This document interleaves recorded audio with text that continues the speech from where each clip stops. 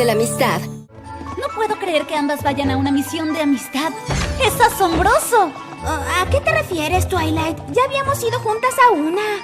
¡Exacto! Es la primera vez que el mapa envía a las mismas ponis a una segunda misión. Eso sí es especial.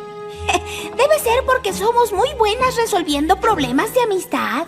Eso espero, porque veo que esta misión podría ser un poco difícil. Van a ir a las cumbres del peligro. ¿Las cumbres del peligro? Ay, solo es un nombre, no significa nada.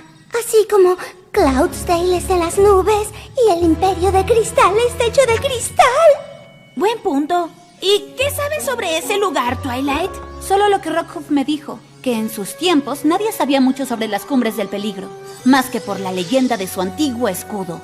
Dice que el grupo de los Kirin vivía allá, conocidos por su gentileza y su honestidad. Ahora sabemos por qué el mapa nos llamó a nosotras. Por desgracia, otras criaturas también vivían allá. Los Nirrik, temibles bestias de fuego puro. Oh, tal vez tú deberías ir en mi lugar, Twilight. Lo siento, Fluttershy, los flancos no mienten. Apuesto que las dos resolveremos el problema de amistad sin importar qué criaturas los tengan.